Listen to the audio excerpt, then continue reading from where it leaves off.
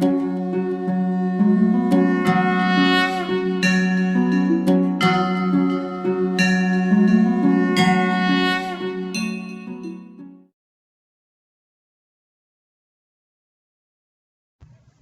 Morning વિદ્યાર્થી મિત્રો.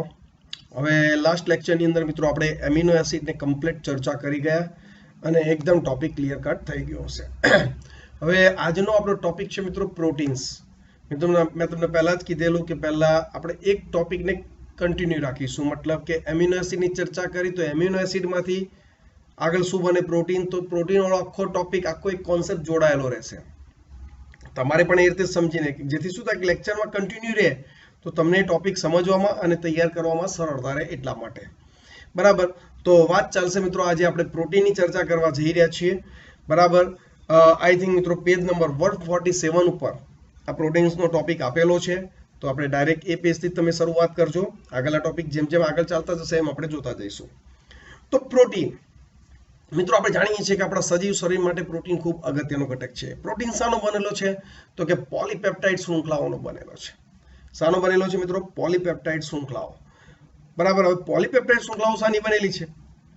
તો કે એમિનો એસિડના પેપ્ટાઇડ બંધ વડે, ઘણા બધા એમિનો એસિડ ભેગા મળી પેપ્ટાઇડ બંધ વડે જોડાય ત્યારે બનતી રચનાને પોલીપેપ્ટાઇડ કહેવાય. અને પોલીપેપ્ટાઇડ ભેગા મળે એટલે પ્રોટીન બને. તો અહીંયા મિત્રો આપણે સમજી શકીએ છીએ કે પાયાનો એકમ, બરાબર, પ્રોટીનનો પાયાનો એકમ છે તો કોણ? Amino acid. બરાબર, તો આ એમિનો એસિડ કેવી રીતે જોડાય છે, બરાબર, અને કેવી રીતે આ પ્રોટીનની રચના થાય છે, પોલીપેપ્ટાઇડ શૃંખલા બને છે, એને પહેલા આપણે સમજીએ. હવે જો મિત્રો, એને સમજવા માટે મેં અહીંયા એક એમિનો એસિડ લીધેલો છે, એક આ બીજો એમિનો એસિડ છે. સ્ટ્રક્ચર જોઈ લઈએ. જુઓ, કાર્બન, હાઇડ્રોજન, COO-, આ બાજુ NH3+ અને R1. એક એમિનો એસિડ થયો. R1 માં વિવિધતા છે. બરાબર, અહીંયા કોઈ આપણે ફિક્સ નથી લીધું કે આ જ એમિનો એસિડ, નહીં તો અહીંયા આપણે H લખતા તો ગ્લાયસિન થઈ જતો. ખબર પડી ગઈ? ઓકે, હવે COO- મિત્રો, આ આખો પોઈન્ટ તમને ક્લિયર જ છે કે કાર્બન સંયોજકતા 4 છે એટલે આ પ્રમાણે જ બંધ બનશે. ઓકે, હવે જો મિત્રો, આ બંધ અહીંયા તમે જોઈ શકો છો, એક એ એમિનો એસિડ છે, બીજો એક આ એમિનો એસિડ છે. બરાબર, અહીંયા NH3 ને આપણે છૂટા પાડી દીધા છે, બીજું કાંઈ જ નથી કર્યું. બરાબર, સેમ પ્રોસેસ. તો અને અહીંયા R2 લખી દીધું છે, એનો મતલબ બે એમિનો એસિડ આપણે અલગ અલગ લીધા છે. જો હું અહીંયા RR લખતો તો બે એમિનો એસિડ સરખા થતા. ઓકે, હવે તમે જુઓ, આ ઓક્સિજન અને આ હાઇડ્રોજન આ રીતે જોડાય છે. બરાબર, અને પાણીનું અણુ દૂર થવાની ક્રિયાને મિત્રો, કોઈ બી બંધારણમાંથી પાણીનું અણુ દૂર થાય ને એનું નિર્જલીકરણ કહેવાય. તો આ શબ્દને પણ તમે ખાસ યાદ રાખજો. પાણીના અણુ દૂર થવો, બે અણુઓ જોડાય ત્યારે પાણીનું અણુ દૂર થવાની ક્રિયાને નિર્જલીકરણની ક્રિયા કહે છે. તો એ નિર્જલીકરણની ક્રિયા થઈ અને મિત્રો જુઓ, આ કાર્બન અને આ નાઇટ્રોજન વચ્ચે આ રહ્યો આ બંધ છે મિત્રો, એ આ બંધ. બાકી સ્ટ્રક્ચર જુઓ, carbon double bond O, carbon H, R1 NH3, એ જ વસ્તુ NH CH R2 COO-. ચલો ક્લિયર. તો આ જે બોન્ડ બને બેની વચ્ચે મિત્રો, એને પેપ્ટાઇડ બંધ કહેવાય. અને બે એમિનો એસિડ પેપ્ટાઇડ બંધ વડે જોડાય એટલે એને કહેવાય ડાયપેપ્ટાઇડ. શું કહેવાય? ડાયપેપ્ટાઇડ. બરાબર, હવે જો એ આ બે એમિનો એસિડ હતા જ અહીંયા સ્ટ્રક્ચરની અંદર, બે જો આ બે લીધેલા છે મેં, આ બે જે જોડાયા ને એ જ છે. પાછો એક નવો એમિનો એસિડ એડ કરીએ આપણે, તો R3 લખ્યો. તો જો એ આ પાણીનો અણુ અહીંયાથી દૂર થઈ જશે અને એની સાથે પેપ્ટાઇડ બંધ વડે જોડાઈ જશે, તો ટ્રાયપેપ્ટાઇડ. ચોથો એમિનો એસિડ જોડાય તો ટેટ્રાપેપ્ટાઇડ. એમ કરતા કરતા કરતા લાંબી શૃંખલા બનતી જાય તો પોલીપેપ્ટાઇડની રચના થતી જોવા મળે છે. અને એ પોલીપેપ્ટાઇડ આગળ જતા શું? પ્રોટીનની સંરચના કરશે. બરાબર, બીજી એક વસ્તુ મિત્રો, અહીંયા તમારી સાથે ખાસ એક વસ્તુ ચર્ચા કરવા માંગુ છું કે જ્યારે પ્રોટીનની આવી અથવા તો પોલીપેપ્ટાઇડની આવી લાંબી શૃંખલા બનતી હોય એટલે તમે એક જોવા જેવું છે મિત્રો. અહીંયા જુઓ, આ કયો સમૂહ છે? NH3 એમિનો જૂથ છે. તો આ છેડા ઉપર જુઓ, કાર્બોક્સિલિક જૂથ છે, COOH. બરાબર, હવે જો નવો એમિનો એસિડ એડ થશે, સમજો મિત્રો, નવો એમિનો એસિડ એડ થશે તો બી એમિનો જૂથ તો અહીંયા જ ભાગ લેશે એની સાથે જોડાવામાં, એટલે અહીંયા છેડા ઉપર COOH જ આવશે. એટલે કોઈ પણ પોલીપેપ્ટાઇડ શૃંખલા જોશો તો એના એક છેડા ઉપર એમિનો જૂથ હશે, તો એક છેડા ઉપર COOH જૂથ હશે. તો મિત્રો આને N ટર્મિનલ તરીકે ઓળખવામાં આવે છે અને આને C ટર્મિનલ તરીકે ઓળખવામાં આવે છે. એટલે કોઈ બી પોલીપેપ્ટાઇડ શૃંખલા હોય તો એના બે છેડા થવાના. તો શરૂઆતના છેડે N ટર્મિનલ કહેવાય અને અંતના છેડે હંમેશા C ટર્મિનલ જ આવશે. તો N ટર્મિનલ સી ટર્મિનલ. ચલો ક્લિયર છે, ખ્યાલ આવી ગયો. તો કેવી રીતે એમિનો એસિડના અણુઓ એકબીજા સાથે પેપ્ટાઇડ બંધ વડે જોડાય, નિર્જલીકરણની ક્રિયા થાય, પાણીનો અણુ દૂર થાય, પેપ્ટાઇડ બંધ વડે જોડાય અને એક એક એમિનો એસિડ જોડાતા જઈ એક લાંબી ચેનલનું નિર્માણ કરે, જેને આપણે પોલીપેપ્ટાઇડ શૃંખલા તરીકે ઓળખીએ છીએ. ચલો ખ્યાલ આવી ગયો અહીંયા સુધી? રેડી છે ને? વિદ્યાર્થી મિત્રો, અહીંયા જોડે જોડે પોઈન્ટ લીધો છે. જો મેં અહીંયા 1 2 3 4 5 6 7 8 and 9 એમિનો એસિડ અહીંયા ગોઠવેલા છે, બરાબર. તો અહીંયા એન ટર્મિનલ થયું અને અહીંયા સી ટર્મિનલ છેડા ક્લિયર થઈ ગયા. ઓકે, બીજી એક વસ્તુ અહીંયા ચર્ચા કરવા માંગીશ કે ભાઈ ચલો 9 એમિનો એસિડ છે, પણ પ્રોટીનમાં એવું હોય છે મિત્રો, અથવા તો પોલીપેપ્ટાઇડ શૃંખલામાં, કે એક જ પ્રકારનો એમિનો એસિડ પ્રોટીનની રચના નથી કરતો કે પોલીપેપ્ટાઇડ શૃંખલાની રચના નથી કરતો. મતલબ સમજી લો કે એક એમિનો એસિડ છે ગ્લાયસિન, બરાબર. પહેલો એક ગ્લાયસિન, બીજો એક ગ્લાયસિન, ત્રીજો એક ગ્લાયસિન, ચોથો એક ગ્લાયસિન, પાંચમો ગ્લાયસિન, છઠ્ઠો ગ્લાયસિન, સાતમો ગ્લાયસિન, આઠમો ગ્લાયસિન, નવમો ગ્લાયસિન, બધા જ ગ્લાયસિન. એવું નથી હોતું મિત્રો. 20 પ્રકારના એમિનો એસિડ પ્રોટીન સંશ્લેષણની ક્રિયામાં ભાગ લે. મતલબ પહેલો ગ્લાયસિન છે તો બીજો મિથિયોનિન હોય, ત્રીજો સેરીન હોય, ફરી પાછો મિથિયોનિન હોય, ફરી પાછો ગ્લાયસિન હોય. પણ કહેવાનો મતલબ એક કરતા વધારે એમિનો એસિડ ભેગા મળી પોલીપેપ્ટાઇડ શૃંખલાનું નિર્માણ કરે છે, બરાબર. એટલે પ્રોટીનની રચનામાં ખાસ યાદ રાખવું મિત્રો, જો એક જ સરખા એમિનો એસિડ બને તો એને આપણે સમપોલિમર કહેવાય, પણ અલગ અલગ પ્રકારના એમિનો એસિડ ભેગા મળી પોલીપેપ્ટાઇડ શૃંખલા બનાવે તો એને વિષમ પોલિમર કહેવાય. તો તમને આવું પોલિસેકેરાઇડમાં જોવા મળશે સમપોલિમર, કે એક જ પ્રકારનો ગ્લુકોઝના અણુ ઘણા બધા ભેગા મળી એક પોલિસેકેરાઇડની રચના કરે તો એ સમપોલિમર. એ આપણે શર્કરામાં જોવા મળે, પણ પ્રોટીનની બાબતમાં ખાસ ક્લિયર કટ કરી દઉં તમને કે ભાઈ પ્રોટીનના બંધારણમાં અલગ અલગ પ્રકારના એમિનો એસિડ પોલીપેપ્ટાઇડ રચનાના બંધારણમાં ભાગ લેતા હોય છે. એટલે પ્રોટીન હંમેશા એમિનો એસિડનો વિષમ પોલિમર છે. એમિનો એસિડનો શું છે? વિષમ પોલિમર. મતલબ કે ચલો પહેલો મિથિયોનિન છે તો પછી ગ્વાનિન, સેરીન, ફરી પાછો ભલે મિથિયોનિન આવતો, ગ્વાનિન આવતો, જે પ્રમાણે એનું બંધારણ હોય, બરાબર. પણ એક જ એમિનો એસિડ આખી પોલીપેપ્ટાઇડ શૃંખલાનું નિર્માણ કરતો નથી. મતલબ કે એક જ પ્રકારના એમિનો એસિડ ભેગા મળી એક પોલીપેપ્ટાઇડ શૃંખલા બનાવતા નથી. એટલે આ વસ્તુ ખાસ સ્પષ્ટતા કે ભાઈ હંમેશા પ્રોટીન એ એમિનો એસિડનો વિષમ પોલિમર છે. એમિનો એસિડ આપણે એક મોનોમર છે, અણુ છે, અને એ અણુ પેપ્ટાઇડ બંધ વડે જોડાઈ એક લાંબી શૃંખલા બનાવે જેને પોલીપેપ્ટાઇડ કહીએ, જેને આપણે પોલિમર પણ કહી શકીએ, બરાબર. પણ એ અલગ અલગ પ્રકારના એમિનો એસિડ ભેગા મળી એ પોલિમરની રચના કરે છે. એટલે પ્રોટીન હંમેશા વિષમ પોલિમર તરીકે એને ઓળખવામાં આવે છે. ચલો ક્લિયર? તો આ પોઈન્ટ પણ તમારા માઇન્ડની અંદર ક્લિયર કટ થઈ ગયો હશે. તો જો બુકમાં શું કહે છે, હવે બુક પ્રમાણે જોઈએ મિત્રો. પ્રોટીન એ પોલીપેપ્ટાઇડ હોય છે, બરાબર. તે એમિનો એસિડનો રેખીય શૃંખલાઓ છે જે પેપ્ટાઇડ બંધ વડે એકબીજા સાથે શું છે? જોડાયેલા છે. તો પેપ્ટાઇડ બંધ તો આપણે 100% પોઈન્ટ ક્લિયર કરી ગયા છીએ, બરાબર કે નહીં? હવે જો આપણને પાછળ એમ કીધું છે આકૃતિ 9.3 માં બતાવ્યા મુજબ ત્યાં આપણને પ્રોટીનની સંરચના છે. તો એ ફોટોગ્રાફ બી આપણે બની શકે આજના લેક્ચરમાં ચર્ચા કરી લઈશું, એટલે આખો પ્રોટીન પોર્શન પૂરો થઈ જાય, બરાબર. આગળ, પ્રત્યેક પ્રોટીન એમિનો એસિડનો પોલિમર છે. એમિનો એસિડ 20 પ્રકારના હોય છે, જેવા કે એલેનિન, સિસ્ટીન, પ્રોલિન, ટ્રિપ્ટોફેન અને લાઇસિન. બધા જાણો છો હવે તમે તો પ્રોટીન સમપોલિમર નહીં પરંતુ વિષમ પોલિમર છે. કેવો પોલિમર છે મિત્રો? વિષમ પોલિમર છે, કારણ કે અલગ અલગ પ્રકારના એમિનો એસિડ ભેગા મળી એક પ્રોટીનની રચના કરે છે. એટલા માટે સમપોલિમરમાં એક જ મોનોમરનું ઘણી બધી વાર એનના ગુણકમાં પુનરાવર્તન થયેલું હોય છે. મેં તમને કીધું ને કે સમપોલિમરમાં શું હોય કે ભાઈ ગ્લાયસિન, તો બધા જ ગ્લાયસિન એમિનો એસિડ ભેગા થાય, પોલીપેપ્ટાઇડ બંધ વડે જોડાઈ અને એક પોલિમર બનાવે. પણ એવું પ્રોટીનમાં હોતું નથી. અલગ અલગ પ્રકારના એમિનો એસિડ ભેગા થઈ એક પોલીપેપ્ટાઇડ એટલે કે એક પ્રોટીનની રચના કરતા હોય છે. એટલે પ્રોટીન હંમેશા વિષમ પોલિમર છે. કોનો? એમિનો એસિડનો. એમિનો એસિડ વિશે આ જાણકારી ખૂબ જ મહત્વપૂર્ણ છે. જેમ કે પછીથી પોષણના પ્રકારમાં તમે અભ્યાસ કરશો કે કેટલાક એમિનો એસિડના સ્વાસ્થ્ય માટે આવશ્યક હોય છે, જેની પૂર્તતા ખોરાક દ્વારા થાય છે. હવે અચ્છા, આ પોઈન્ટ કયો છે મિત્રો? આપણે આગળ ભણી ગયા આગળના લેક્ચરની અંદર કે ભાઈ આવશ્યક અને બિન આવશ્યક એમિનો એસિડ એની વાત કરી છે. આવશ્યક એમિનો એસિડ એ કે જે આપણા શરીરમાં બનતા નથી, એટલે આપણે ખોરાક સ્વરૂપે એને લેવા જ પડશે. અને બિન આવશ્યક એ કે જેને બહારથી નહીં લઈએ તો ચાલશે, કેમ કે એનું સંશ્લેષણ આપણા શરીરની અંદર થાય છે. તો એ લિસ્ટ પણ આખું મેં તમારી સાથે શેર કરેલું છે આગલા લેક્ચરની અંદર. એ પોઈન્ટ અહીંયા ઉલ્લેખ કરેલો છે, તો એને પણ આપણે પ્રોપર તૈયાર કરી દઈશું. ચલો ક્લિયર છે? ખ્યાલ આવી ગયો ને અહીંયા સુધી? જો ફરીથી એકવાર એમિનો એસિડ વિશે આ જાણકારી ખૂબ મહત્વપૂર્ણ છે, જેમ કે પછીથી પોષણના પ્રકારમાં તમે એનો અભ્યાસ કરશો કે કેટલાક એમિનો એસિડ સ્વાસ્થ્ય માટે આવશ્યક હોય છે, તેની પૂર્તતા ખોરાક દ્વારા થાય છે, બરાબર ને? આ રીતે આહારી પ્રોટીન આવશ્યક એમિનો એસિડ માટેનો મુખ્ય સ્ત્રોત છે, બરાબર? આ પ્રકારે એમિનો એસિડ આવશ્યક કે બિન આવશ્યક હોઈ શકે છે.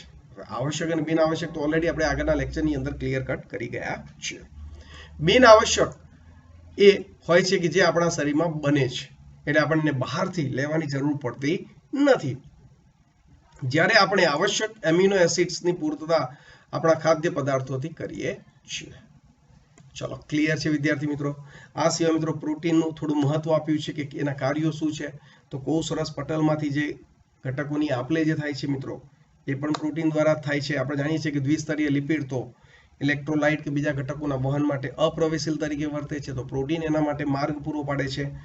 કોષરસ પટલ, અંગિકાઓના બંધારણમાં પણ પ્રોટીન રહેલો છે, બરાબર? આપણા અંતઃસ્ત્રાવ, બરાબર ને, આપણા એન્ટીબોડી, આપણા એન્ઝાઇમ એટલે કે ઉત્સેચક, બધા શાના બનેલા છે મિત્રો? પ્રોટીનના બનેલા છે, બરાબર?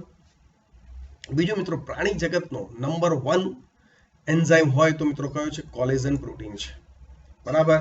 જે આપણા આંતરકોષીય આધારક પદાર્થ મિત્રો, આપણે કોલેજન પ્રોટીન અને ઇલાસ્ટિન પ્રોટીન ઉપર ચર્ચા કરતા તો યાદ આવતું છે મિત્રો, કોલેજન પ્રોટીન આપણે ઘણી બધી જગ્યાએ આપણા શરીર સંરચનાના બંધારણમાં મહત્વનો ભાગ ભજવે છે.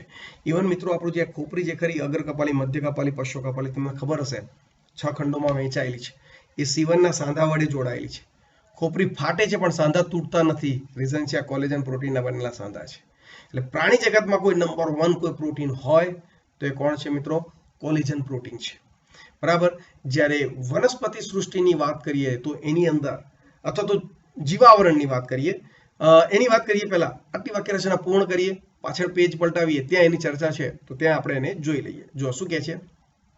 સજીવમાં પ્રોટીન ઘણા બધા કાર્યો કરે છે, જેવા કે કોષરસ પટલમાંથી પોષક દ્રવ્યોની અવરજવર કરાવવી, કેટલાક સંક્રમિત સૂક્ષ્મજીવોથી રક્ષણ આપે છે, કેટલાક અંતઃસ્રાવો સ્વરૂપે હોય છે અને કેટલાક ઉત્સેચક સ્વરૂપે પણ હોય છે. પ્રાણી સૃષ્ટિમાં કોલેજન એ મુખ્ય પ્રભાવી પ્રોટીન તરીકે વર્તે છે, બરાબર? અને સમગ્ર જીવાવરણમાં રિબ્યુલોઝ બાયફોસ્ફેટ કાર્બોક્સાઇલેઝ ઓક્સિજનેઝ એ મુખ્ય પ્રભાવી પ્રોટીન છે મિત્રો. રૂબિસ્કો મેં તમને હમણાં જ કીધેલો કે સર પૂરું નામ તો કે રિબ્યુલોઝ બાયફોસ્ફેટ કાર્બોક્સાઇલેઝ ઓક્સિજનેઝ. સર આ તો પૂરું ફેમિલીનું નામ તમે ભૂલી ગયા, બરાબર? એવું નથી મિત્રો. આ રૂબિસ્કો ખરો ને બહુ અગત્યનો છે, આખા જીવાવરણ માટે મહત્વનો છે, વનસ્પતિ માટે તો ખરો જ. કેમ કે જે CO2 નું સ્થાપન થાય છે ને પ્રકાશ સંશ્લેષણની ક્રિયાથી આપણે જે ખોરાક ખાઈએ છીએ, ફળ, શાકભાજી, બરાબર? તો એ CO2 નું સ્થાપન કરવાવાળો બીજો કોઈ જ નહીં, આ એન્ઝાઇમ છે. હવે તમે વિચારો, વનસ્પતિ પ્રકાશ સંશ્લેષણ કરે છે આ એન્ઝાઇમ રૂબિસ્કોના કારણે, બરાબર? તો વનસ્પતિ માટે કેટલો અગત્યનો છે. ઇવન એ CO2 નું સ્થાપન થવાથી વનસ્પતિને તો ખોરાક મળે છે, પણ પ્રાણી સૃષ્ટિને પણ ખોરાક પૂરો પાડે છે.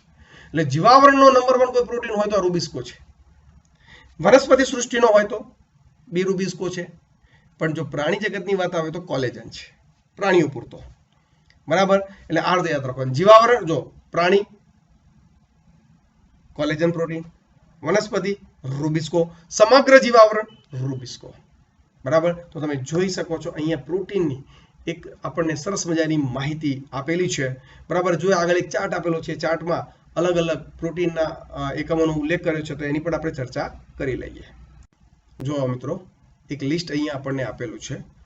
કોલેજન આંતરકોષીય આધારક પદાર્થ, ટ્રિપ્સિન એન્ઝાઇમ છે મિત્રો, પ્રોટીનના પાચનના કાર્ય સાથે સંકળાયેલો છે. ઇન્સ્યુલિન અંતઃસ્ત્રાવ છે.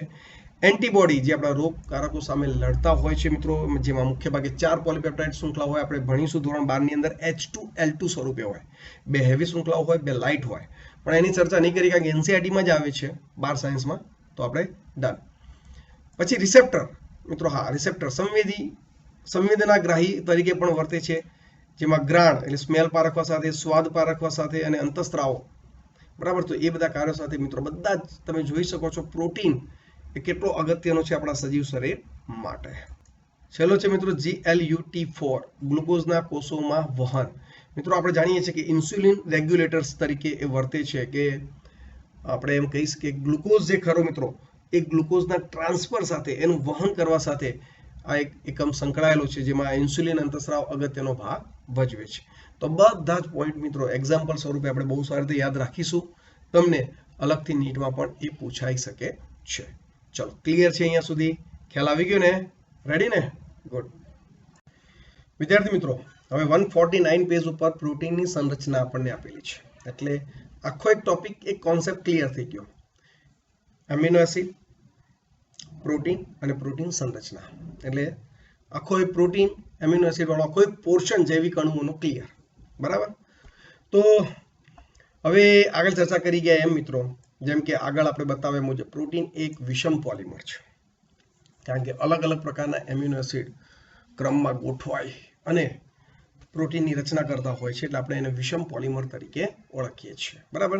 જે એમિનો એસિડની શૃંખલાઓનો બનેલો હોય છે. બરાબર? હવે અહીંયા અણુઓની સંરચનાની વાત ચાલે, મતલબ કે નાના અણુઓ ભેગા મળી મોટા અણુ બનાવે, તો અલગ અલગ અકાર્બનિક, કાર્બનિક અલગ અલગ માટે અલગ અલગ સંદર્ભમાં ઉલ્લેખ થાય છે. થોડી એક વાક્ય રચના અહીંયા આપેલી છે, તો આપણે એને જોઈ લઈએ, કારણ કે એમાં બુકની વાક્ય રચના સાથે સમજવામાં વધારે તમારા માટે અનુકૂળ રહેશે. જુઓ શું કહે છે. અણુઓની સંરચનાનો અર્થ જુદા જુદા સંદર્ભમાં જુદો જુદો હોય છે. જેમ કે અકાર્બનિક રસાયણશાસ્ત્રમાં સંરચનાનો સંબંધ આણ્વીય સૂત્ર સાથે સંકળાયેલો છે. કે જેમ કે સોડિયમ Na અને ક્લોરાઇડ જોડાય તો શું બને? NaCl બને. બરાબર? Magnesium chloride MgCl2. બરાબર? તો એ રીતે અકાર્બનિક તત્વો જે ખરા એ જોડાય અને એક આપણે એમ કહી શકીએ આણ્વીય સૂત્રની રચના કરતા હોય છે. તો એક એ રીતે પણ જોડાણ હોય છે. તો બીજી બાજુ મિત્રો કાર્બનિક રસાયણો અણુઓની દ્વિપરિમાણિક સંરચના, કેવું? દ્વિપરિમાણિક સંરચના એટલે કે બેન્ઝીન અને નેપ્થેલિન વગેરેના રજૂઆત કરતા હોય છે. એટલે કે કાર્બનિક અણુઓ, બરાબર, જે એમ કહી શકાય એમના અણુઓની ગોઠવણી દ્વિપરિમાણિક રચના બનાવતા હોય છે. પણ જ્યારે મિત્રો પ્રોટીનની વાત આવે છે, બરાબર, તો અથવા તો જીવ વિજ્ઞાનની દ્રષ્ટિકોણથી જો વાક્ય એ છે કે ભાઈ ભૌતિક વૈજ્ઞાનિક આણ્વીય સંરચનાને ત્રિપરિમાણિક દ્રશ્યને જ્યારે જીવ વૈજ્ઞાનિક પ્રોટીનની સંરચનાને 4 સ્તરીય વ્યક્ત કરે છે. બરાબર? એટલે આપણે એમ કહી શકીએ કે 3D અને 4D ની વાતો ચાલે છે. બરાબર? નોર્મલી તત્વોને બધા ઓકે, NaCl ને કાર્બનિક ઘટકો આવ્યા તો દ્વિપરિમાણીય સ્વરૂપ. ફિઝિક્સની વાત કરીએ તો ત્રિપરિમાણ સ્વરૂપમાં વાત કરે છે, 3D માં વાત કરે છે. પણ જીવ વિજ્ઞાનની વાત આવે છે, એમાં પ્રોટીનના બંધારણની વાત આવે છે, તો મિત્રો એની અંદર 4 સ્તરીય રચના થતી જોવા મળે છે. તો મિત્રો એનો પેરેગ્રાફ આપણે પછી જોઈશું. પહેલા 4 સ્તરીય રચનાઓને પહેલા સમજી લઈએ.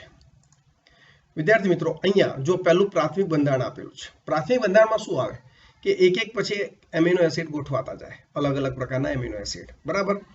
એટલે પહેલું તો વિષમ પોલિમર છે, એ વસ્તુ ક્લિયર થઈ.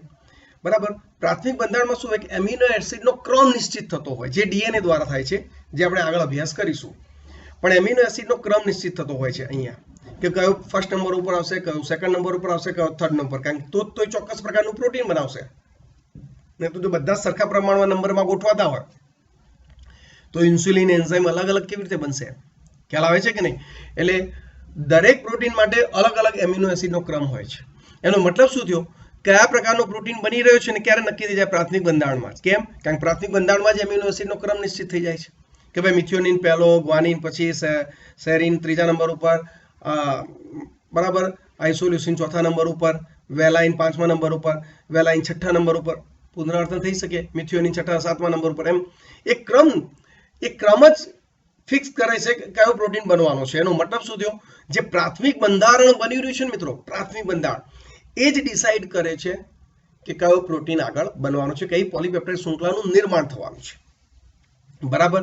અચ્છા, સેકન્ડ સ્ટેજ દ્વિતીયક બંધારણ. દ્વિતીયક બંધારણ મિત્રો બે પ્રકારે બની શકે. મોટાભાગે આલ્ફા કે એ હેલિક્સ તરીકે એને ઓળખવામાં આવે, એકદમ કુંતલમય, કારણ કે હાઇડ્રોજન બંધ બનવાને કારણે, બરાબર, એકદમ કુંતલમય રચના બનતી જોવા મળે છે, અથવા તો ડાયસલ્ફાઇડ બંધને કારણે આ ટાઈપની રચના થતી જોવા મળે છે. એટલે હાઇડ્રોજન બંધ, રેડી, ખાસ કરીને હાઇડ્રોજન બંધ, સોરી. અને એક ઘણીવાર મિત્રો તકતી પ્રકારે પણ આપણે કહેવાય ને ઝિગઝેગ, આ રીતે તકતીઓની રચના થાય. હમણાં એક ફોટોગ્રાફ દ્વારા તમને સમજાવું છું. તો એ રીતે પણ શૃંખલાઓ બનતી હોય છે લાંબી, પણ એને બી પ્લેટેડ સીટ કહેવાય, પણ એની માત્રા ઓછી, વધારે કુંતલમય. અને આવી શૃંખલાઓ ભેગી મળી પ્રોટીનનું તૃતીયક બંધારણ નક્કી કરે છે, જેમાં હાઇડ્રોજન, ડાયસલ્ફાઇડ બંધ, આયોનિક બંધ એ બધા ભેગા મળે છે અહીંયા. અને અહીંયા તૃતીયક સ્વરૂપ એવું છે મિત્રો જે 3D સ્વરૂપમાં આવી ગયું છે, મતલબ પોલીપેપ્ટાઇડ શૃંખલા પરફેક્ટ બની ગઈ છે. રેડી? હવે પોલીપેપ્ટાઇડ શૃંખલા બની ગઈ છે, પરંતુ પ્રોટીનના બંધારણમાં એક પોલીપેપ્ટાઇડ શૃંખલા છે કે એક કરતા વધારે? નોર્મલી પ્રોટીનના બંધારણમાં એક કરતા વધારે જ જોવા મળે છે, બરાબર. તો નીચે થોડો ડાયાગ્રામ આપણે લઈ જઈએ પહેલા. તો વિદ્યાર્થી મિત્રો, અહીંયા તમે જોઈ શકો છો કે ઘણી બધી પોલીપેપ્ટાઇડ શૃંખલાઓ ચતુર્થ બંધારણની રચના કરે છે. મતલબ કે એવું સમજી લો કે હિમોગ્લોબિન છે આપણું શ્વસન રંજક તરીકે, બરાબર, આપણી અંદર રક્તકણમાં. તો હિમોગ્લોબિન 4 પોલીપેપ્ટાઇડ શૃંખલાઓનું બનેલું છે, 2 આલ્ફા શૃંખલાઓ અને 2 બીટા શૃંખલા. કેટલી? 4 પોલીપેપ્ટાઇડ શૃંખલા. એટલે સમજી લો આ હિમોગ્લોબિન છે તો એની અંદર 4 પોલીપેપ્ટાઇડ શૃંખલા છે. આ એક છે ને તૃતીયક બંધારણવાળી, આ એક પોલીપેપ્ટાઇડ શૃંખલા છે. એવી 4 પોલીપેપ્ટાઇડ શૃંખલાઓ ભેગી થાય ત્યારે તમારું પ્રોટીન બને. ખ્યાલ આવ્યો? એટલે બધામાં નહીં, હિમોગ્લોબિન ત્યારે બને છે. અને ઇવન એની અંદર Fe+2 આયન, 4 આયન અણુઓ પણ આવેલા છે. એની ચર્ચા આપણે પછી કરીશું, બરાબર. પરંતુ અહીંયા તમારો માઇન્ડમાં એક ક્લિયર થઈ ગયું હશે કે પ્રોટીનની અંદર પોલીપેપ્ટાઇડ શૃંખલાઓ આવેલી છે. તો પોલીપેપ્ટાઇડ શૃંખલા પ્રાથમિક બંધારણમાં એમિનો એસિડનો ક્રમ, રેખીય ક્રમ નિશ્ચિત થઈ જશે. કયા ક્રમમાં એમિનો એસિડ આવશે તે, બરાબર. દ્વિતીયકમાં કાં તો કુંતલમય કાં તો તક્તિમય રચના બનશે, બરાબર. પછી 3 ડાયમેન્શનમાં ઓલરેડી પોલીપેપ્ટાઇડ શૃંખલા બની ગઈ હોય છે, જેમાં હાઇડ્રોજન, ડાયસલ્ફાઇડ બંધ ને બધા ભેગા મળી. અને પછી આવી ઘણી બધી પોલીપેપ્ટાઇડ શૃંખલાઓ 1, 2, 3 ભેગી મળી પ્રોટીનની સંરચના કરે છે, જેની અંદર આયોનિક બંધ, ડાયસલ્ફાઇડ બંધ, હાઇડ્રોજન બંધ, બરાબર કે નહીં, એ બધા ભેગા મળી એ પ્રોટીનનું બંધારણ નક્કી, એટલે કે પ્રોટીન બનાવતા હોય છે. ચલો, ક્લિયર છે? તો હવે આપણે બુકની વાક્ય રચના સાથે જોઈએ. એમિનો એસિડનો ક્રમ એટલે પ્રોટીનમાં તેના સ્થાન વિશેની માહિતી.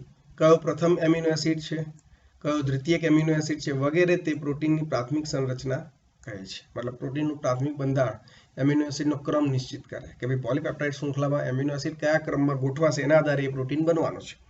તો એનો મતલબ શું થયો કે પ્રાથમિક સંરચના જ, જે પ્રાથમિક બંધારણ બની રહ્યું છે, એમિનો એસિડનો ક્રમ નક્કી થઈ રહ્યો છે, એ જ ડિસાઇડ કરશે કયા પ્રકારનું પ્રોટીન બનશે. કલ્પના કરો કે પ્રોટીન એક રેખા સ્વરૂપે છે. તો તેના ડાબા છેડા પર પ્રથમ એમિનો એસિડ અને જમણા છેડા પર અંતિમ એમિનો એસિડ જોવા મળે છે. પ્રથમ એમિનો એસિડના છેડાને એન ટર્મિનલ, જે આગળના લેક્ચરમાં આપણે આગળના ટોપિકમાં આપણે ચર્ચા કરી ગયા છીએ કે શરૂઆતનો જે પહેલો એમિનો એસિડ છે એના છેડાને એન ટર્મિનલ કહેવાય, કારણ કે એમાં એમિનો જૂથ આવેલો છે. અને છેલ્લા છેડા ઉપર જે અંતિમ એમિનો એસિડ છે એના છેડા ઉપર કાર્બોક્સિલિક જૂથ આવેલો છે, તો આપણે એને શું કહીએ છીએ? સી ટર્મિનલ તરીકે ઓળખીએ છીએ, બરાબર કે નહીં? તો જુઓ, જ્યારે અંતિમ એમિનો એસિડના છેડાને સી ટર્મિનલ એમિનો એસિડ કહે છે. ચલો, ક્લિયર? ખ્યાલ આવી ગયો? જો અહીંયા એન ટર્મિનલ, અહીંયા સી ટર્મિનલ આપેલો છે, બરાબર.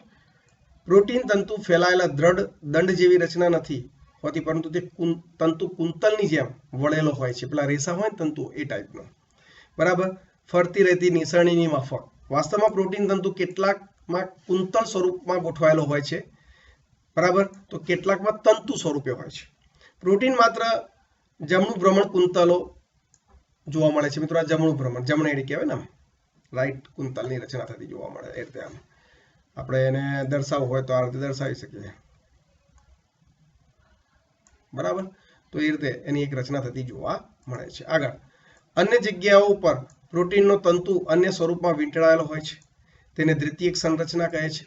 ઉપરાંત પ્રોટીનની લાંબી શૃંખલા તેના ઉપર જ ઊનના પોલા દડાની માફક વીંટળાયેલી હોય છે, બરાબર. એટલે પેલા તંતુઓની રચના, જે આપણે રેસામાં કેવું હોય છે ઊનનો દડો, એવા તંતુઓ એની મતલબ એ ટાઈપની એની ગોઠવણી થતી જોવા મળે છે દ્વિતીયક બંધારણમાં. અને તૃતીયક સંરચના એટલે એ પોલા દડા જેવી રચના થઈ, સોરી, એને તૃતીયક સંરચના કહેવાય. જો પહેલાથી વાત કરું, પહેલા રેખીય ક્રમ નક્કી થઈ ગયો એમિનો એસિડનો, એ પ્રાથમિક સંરચના. દ્વિતીયક સંરચના કુંતલમય મોટા ભાગે, બરાબર, નિસરણી આકાર, અથવા તો તક્તિમય, પણ તક્તિમયની રચના બહુ ઓછી. રેડી? એ સ્ટેજ આવ્યું. પછી થર્ડ સ્ટેજ એ ઊનના તંતુ જેવી કેવી રચના હોય છે એ ટાઈપના કુંતલમય રચના ધરાવતો. પેલા રેસાઓ કેવા હોય છે શણના કોથળાની અંદર, એ ટાઈપની રચના. તો એ એનું તૃતીયક બંધારણ થઈ ગયું, બરાબર. તે પ્રોટીનના ત્રિપરિમાણીય સ્વરૂપને પ્રદર્શિત કરે છે. અને તૃતીયક સંરચના પ્રોટીનની જૈવિક પ્રક્રિયાઓ માટે ચોક્કસ સ્વરૂપે આવશ્યક છે, કારણ કે પ્રોટીન ત્રિપરિમાણીય સ્વરૂપમાં આવવું જરૂરી છે. કારણ કે હવે એ પોલીપેપ્ટાઇડ શૃંખલા પ્રોપર તૈયાર થઈ ગઈ, હવે એવી શૃંખલાઓ ભેગી થઈ એક કોઈ ચોક્કસ પ્રોટીનની રચના કરશે, બરાબર.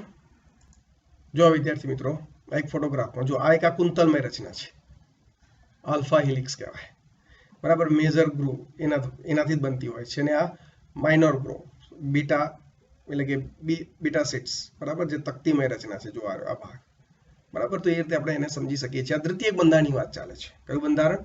દ્વિતીયક બંધારણ. બરાબર. જો મિત્રો એક થોડો ઝાંખો છે પણ એક ઓર ડાયાગ્રામ. જો આ એમિનો એસિડનો ક્રમ નિશ્ચિત થયો, બરાબર, પ્રાઇમરી બંધારણ. પછી આ કુંતલમય રચના મોટા ભાગે, પણ અમુક તકતીમય બી હોઈ શકે હાઇડ્રોજન બંધને કારણે આ રચાતું બંધારણ. પછી આ 3D સ્વરૂપમાં, ત્રિપરિમાણીય સ્વરૂપમાં આમાંથી આ ટાઈપની શૃંખલાઓ આ ટાઈપની રચનામાં કન્વર્ટ થાય, બરાબર, જેમાં ડાયસલ્ફાઇડ બંધ, હાઇડ્રોજન બંધ ને એ બધા આવી જાય. ક્ષણના કોથળાના તંતુ જેવી રચના. અને પછી એવા ઘણા બધા તંતુઓ ભેગા મળી ચતુર્થ બંધારણની રચના કરે, જેમ કે હિમોગ્લોબિન. તો એમાં 4 પોલીપેપ્ટાઇડ આવી થર્ડ સ્ટેજ વાળી 4 પોલીપેપ્ટાઇડ શૃંખલાઓ ભેગી મળે અને એ પ્રોટીનની રચના કરતા હોય છે. ચલો, ક્લિયર છે? ખ્યાલ આવી ગયો ને દરેકને? ગુડ. આગળ જોઈએ મિત્રો. કેટલાક પ્રોટીન એક કે તેથી વધુ પોલીપેપ્ટાઇડ કે તેમના પેટા એકમોના સમૂહ હોય છે. એક કે વધુ પોલીપેપ્ટાઇડ, મતલબ એક બી હોઈ શકે, એક જ પોલીપેપ્ટાઇડ એક પ્રોટીનના નિર્માણમાં ભાગ લે, અને એક કરતાં વધારે પોલીપેપ્ટાઇડ શૃંખલાઓ પણ પ્રોટીનના નિર્માણમાં ભાગ લે છે. મેં તમને હિમોગ્લોબિનનું એક્ઝામ્પલ આપી દીધું. જે પ્રકારે પ્રત્યેક પોલીપેપ્ટાઇડ્સ કે પેટા એકમો એકબીજાની સાપેક્ષે ગોઠવાયેલા હોય છે, બરાબર. દાખલા તરીકે ગોળાની બનેલી સીધી રેખા, ગોળ દડાઓ એકબીજા પર ગોઠવાઈને સમઘન કે પટ્ટી જેવી સંરચના વગેરેમાં ગોઠવાય છે. એક કરીને કેવા ગોઠવાતા હોય એ ટાઈપની રચના. તે પ્રોટીનના સ્થાપત્યને પ્રદર્શિત કરે છે, જે પ્રોટીનની ચતુર્થ સંરચના કહે છે. પ્રોટીનની કેવી મિત્રો? ચતુર્થ સંરચના. પુખ્ત મનુષ્યમાં હિમોગ્લોબિન 4 પેટા ખંડોનો બનેલો હોય છે. તેમાંથી 2 એકબીજાની સમાન હોય છે, એટલે 2 આલ્ફા શૃંખલા. જો આથી 2 પેટા એકમ આલ્ફા અને 2 પેટા એકમ બીટા છે. 2 આલ્ફા શૃંખલા અને 2 બીટા શૃંખલા, એટલે કુલ કેટલી? 4 પોલીપેપ્ટાઇડ શૃંખલાઓ જોડાઈને હિમોગ્લોબિનની રચના કરે છે, જે એકબીજા સાથે જોડાઈને મનુષ્યના હિમોગ્લોબિન બનાવે છે. તો અહીંયા મિત્રો ટોટલી તમારો પ્રોટીનનો ટોપિક પૂર્ણ થાય છે. પ્રોટીનની સંરચનાની વાત કરીએ તો પહેલા તો એમિનો એસિડનો ક્રમ નિશ્ચિત થશે, રેખીય રીતે ગોઠવાશે, જે કયા પ્રકારનું પ્રોટીન બનવાનું છે એ નિશ્ચિત કરશે. પછી કુંતલમય, તકતીમય જેવી રચનાઓ દ્વિતીયક બંધારણ સ્વરૂપે હાઇડ્રોજન બંધ દ્વારા. પછી ક્ષણના કોથળા જેવી તૃતીયક બંધારણની રચના, જેમાં ડાયસલ્ફાઇડ બંધ, હાઇડ્રોજન બંધ બધા ભાગ લેશે. અને પછી આવી પોલીપેપ્ટાઇડ શૃંખલાઓ ચતુર્થક બંધારણની રચના કરે છે, કે જેની અંદર આપણે ઊનનો પેલો દડો જે હોય છે એ કેવો આપણે વાળેલો હોય છે એ ટાઈપની એની રચના થતી હોય છે, જેની અંદર આપણે એમ કહી શકીએ કે 4 પોલીપેપ્ટાઇડ શૃંખલાઓ આયોનિક બંધ, હાઇડ્રોજન બંધ, ડાયસલ્ફાઇડ બંધ વડે જોડાય અને પરફેક્ટ પ્રોટીનની રચના કરતા હોય છે. એક એક્ઝામ્પલ આપણને હિમોગ્લોબિન અહીંયા આપણને આપેલું છે. આ હિમોગ્લોબિનની ચર્ચા મિત્રો આગળ હ્યુમન ફિઝિયોલોજીમાં, આપણા રુધિરાભિસરણ તંત્રમાં પણ ચર્ચા થવાની છે, તો પ્લીઝ યાદ રાખજો, એ વખતે કામમાં આવશે. ચલો, ક્લિયર છે? ઓકે. તો અહીંયા પ્રોટીનનો ટોપિક દરેક વિદ્યાર્થીઓને 100% ક્લિયર થઈ ગયો હશે. Okay, good.